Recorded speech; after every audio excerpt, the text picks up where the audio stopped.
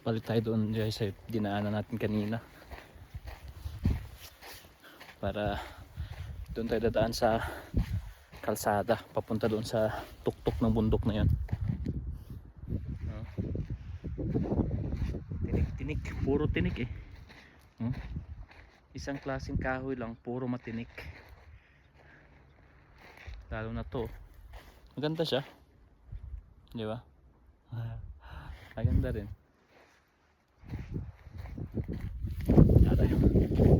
Ayun na, balik tayo sa dinaanan natin kanina. May kalsada.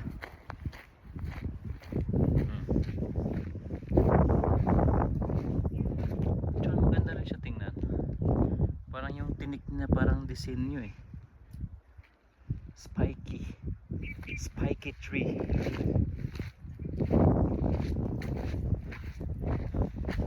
There's a lot of spike.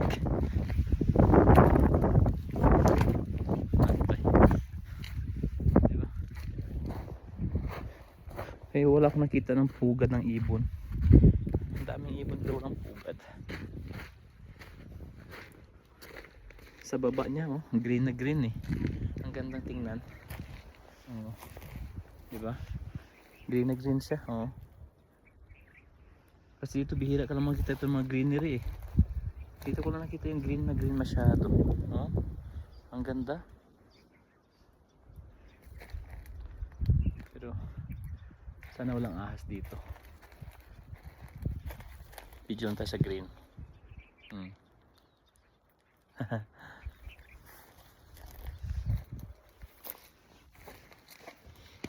Balik tayo akyat.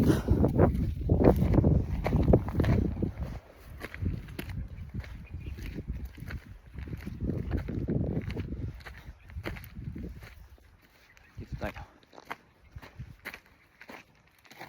Doon tayo kanina oh. So akyatin natin yung bundok na yun.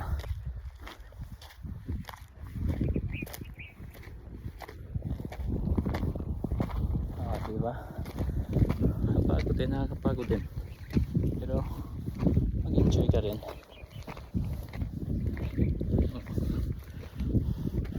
Buhok ko, wala na. Umaatras na yung buhok. Forward yung forehead. Diba? Small thing pero na-appreciate ko na. Kaysa nakatambay lang ako parati sa kwarto.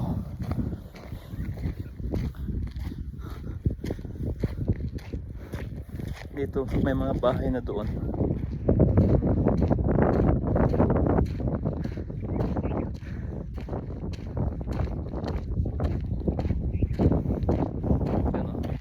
May mga bahay pero pa isa-isa. Yun isa.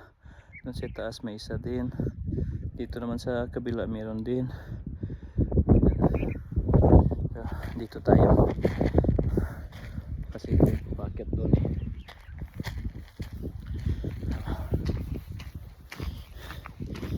Ito yung buhay OFW.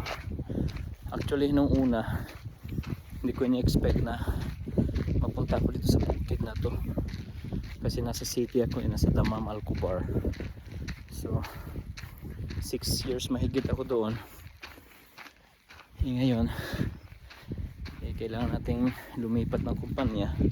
Kaya ayun, nakarating tayo dito. Ang layo pala nito. Actually galing dito sa amin papuntang Riyadh, yung capital city ng Saudi Arabia is Riyadh. Galing dito magbabas ka. Alam nyo na umaabot ng 16 hours yung biyahe ng bus. Grabe kalayo.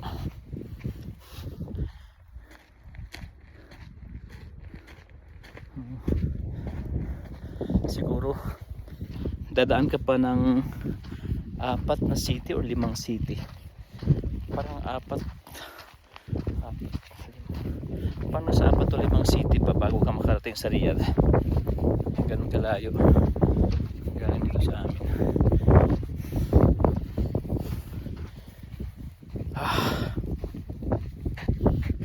Diba? abutin tayo doon.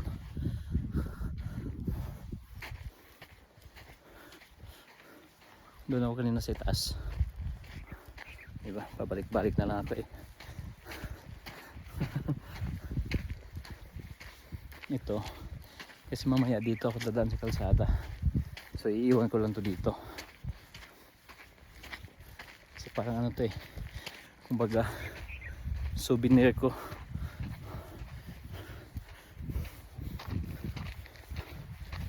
Souvenir ko sa unang adventure dito sa bukid. So I'll just keep it here para mamaya dito ko rin to kunin. Dito na lang. Ito muna ha.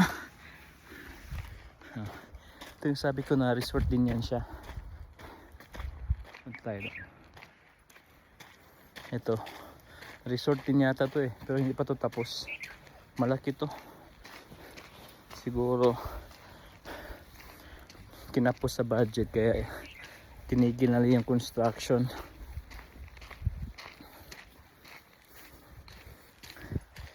Ito yung kolehiyo dito sa amin. Sa harapan to ng resort. Bababa ka ng konti, ito na resort na siya, college na siya. Technical School for Boys. Yun yung resort namin.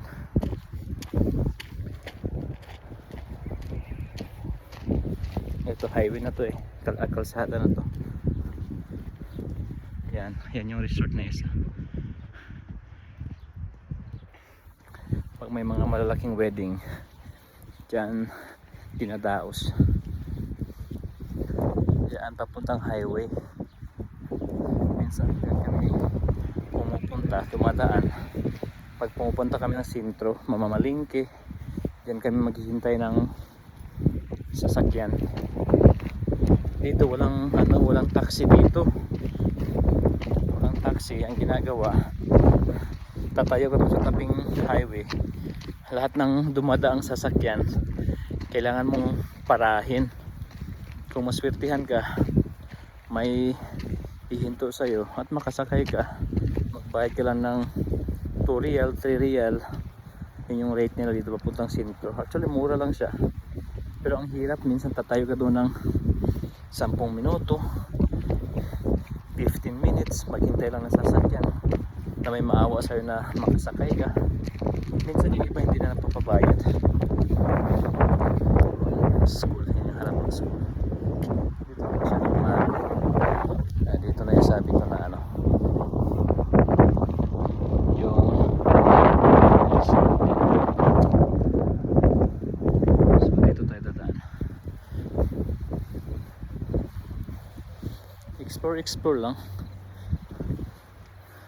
Kasi usually pag mag-o-off ako sa room lang ako nakatambay, minsan naboboard na rin ako eh, kasi wala kang ibang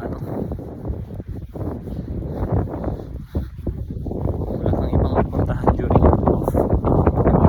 Kasi dito walang mga sasakyan, kaya tiis-tiis lang. Bukid yan eh, kalbo. Yan yung sabi ko na resort yan sa taas. Hindi siya masyadong klaro kasi malayo, kasi itong camera ko hindi rin masyadong maganda, kaya ganito lang. Sana maka-zoom, pero hindi siya ma-zoom, ewan ko, marunong.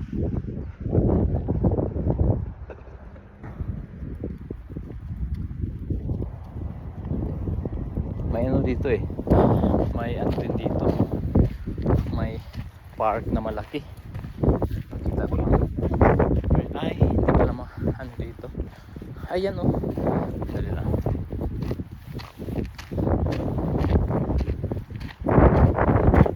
Yan siya.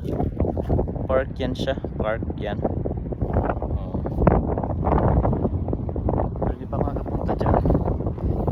Kasi distansya na rin kasi walang kasama.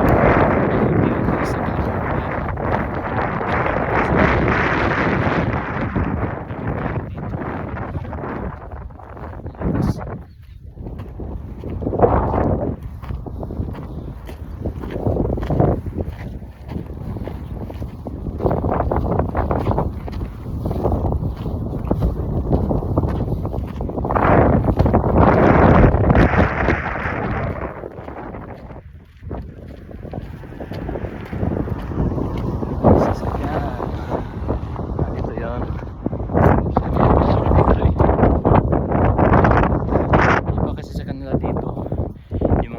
bahay, yung mga resort, exclusive siya.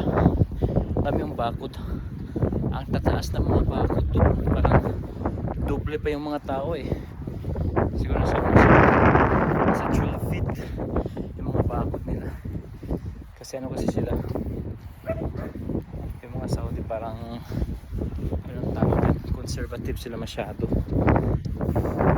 Siguro ayaw nilang masilip, ayaw nilang may makakita galing sa labas pag yung mga nasa loob, asawa nila, yung mga anak nila na babae. Ayun, tinatasan nila yung bakod.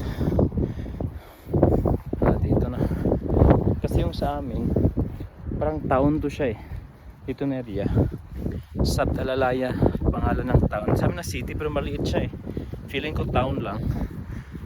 Tapos dito sa kabila may ibang town naman dito. Ito ipakita ko sa inyo, ito may ibang town naman dito. Ito yung Bazaza, ito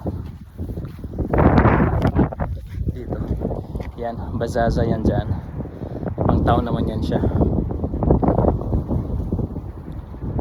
Pasensya na guys, hindi ko masyadong mag-zoom, hindi ko kaya siya mag-zoom eh, kasi front cam kasi hindi ko lang kung yung back cam kung zoom siya, diba? Marami din yan dyan. Yung pundo kanina, sabi ko akyatin natin, punta tayo doon, akyatin natin, explore natin. Alam nyo dito sa Saudi Arabia yung tubig tapos ang daming chlorine, kaya kung napapansin nyo maraming mga Filipino na nag-a-abroad nakakalbo dito.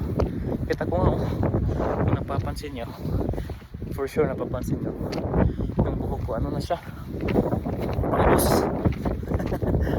Paubos na yung buhok ko dahil sa ano na yan, kahit sa tubig. Diba? Sorry, pero hindi pa ito tapos. Yung kanina, yung pinakita ko doon, under construction pa sa baba ng bundok.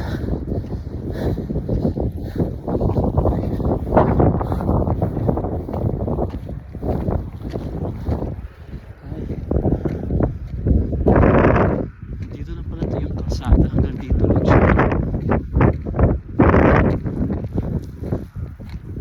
Tubig pa si kuya. Tayo.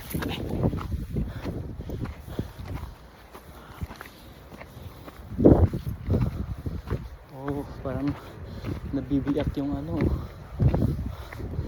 parang hindi maganda yung foundation, nabibiyak siya. Oh. Hindi ko ipakita kasi may tao.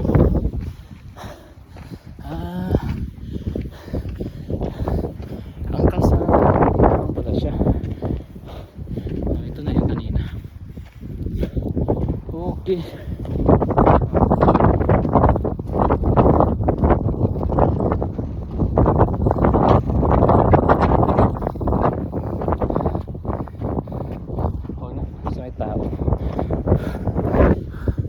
Yung school for girls, college for girls.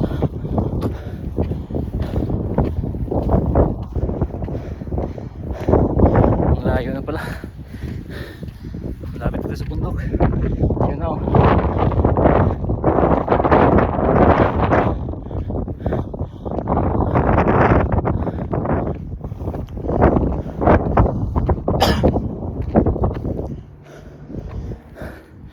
Ay, pagod ako. Oh my god, I'm almost there. Diba? Ganda siya. Explore lang. Wala namang ginagawa.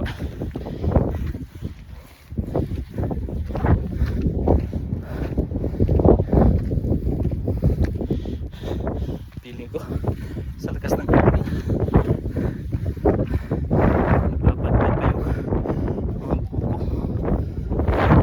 guys, so mas klaro pala dito.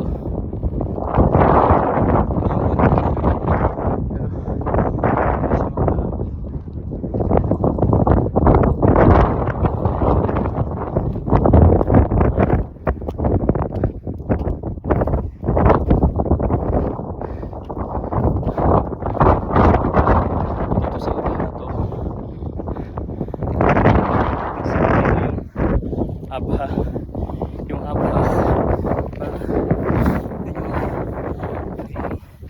summer capital of Saudi Arabia. Kasi parang sa atin sa Pilipinas, Baguio, kasi kahit summer na siya malamig pa din. Yung mga tao nasa city, yun sila nagbabakasyon.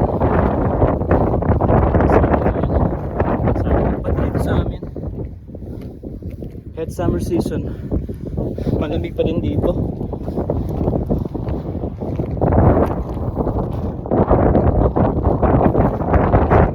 Malapit na tayo.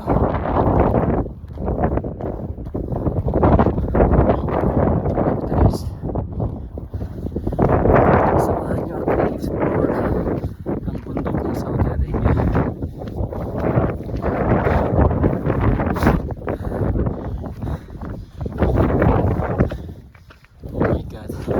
I'm almost there.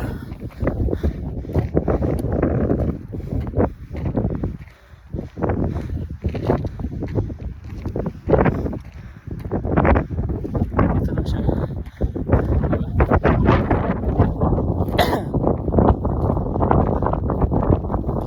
Ito na guys.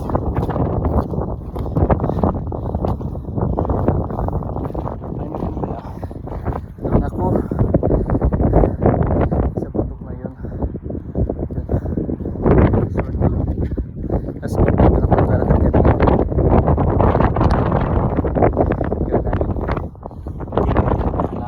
Matinig na halaman.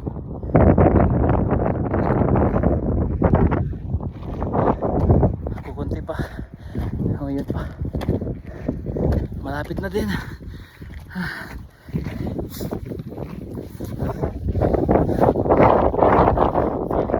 Kung mag-explode na eh. Napagod ako. Grabe. Ito na guys, oh. Ito na yung pinaka peak nya. So, akyatin pa.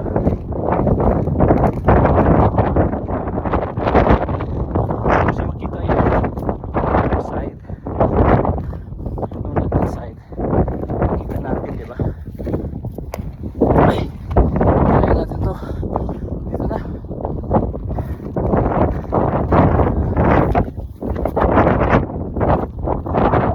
Oh my God.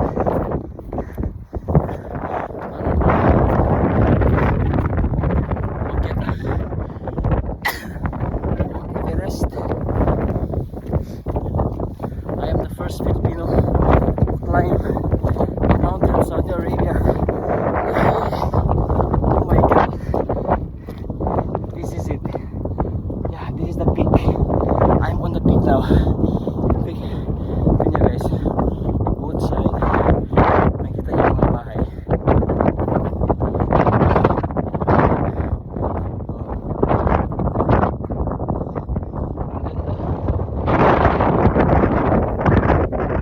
Peak ng bundok na ito.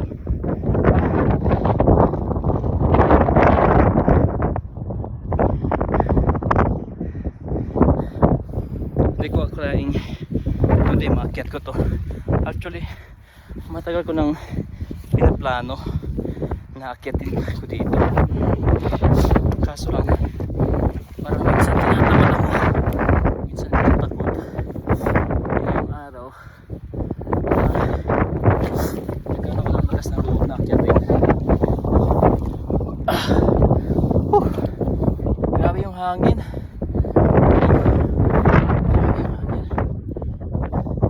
Ang sarap ng hangin. Fresh na fresh tong hangin na to. Kasi nag-build yung kaya na to eh. Yung kaya to. Yan. Diba? Eh.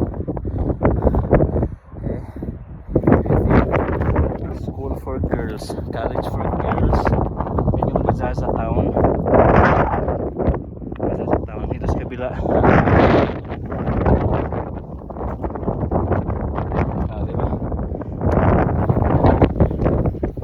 May flag lang akong dala. Maglayo ng flag dito. Philippine flag. Diba?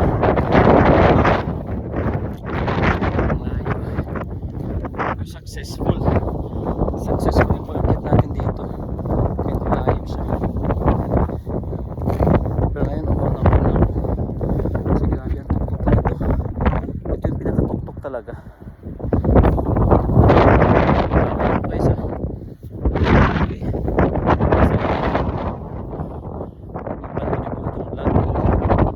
actually exploring Saudi Arabia kasi habang nandito ako sa Saudi Arabia sa bukid, i-explore ko na, di ba? Change ko, di ba? Kaya natin after years, uwi tayo ng Pilipinas, so may remembrance tayo na makikita ko. So, this is Saudi Arabia Mountain, pero wala masyadong wala pa rin sa baba, pero matitinig ko natin. Okay guys, thank you so much. See you on my next vlog. Sana i-follow, subscribe, and like kayo sa akin.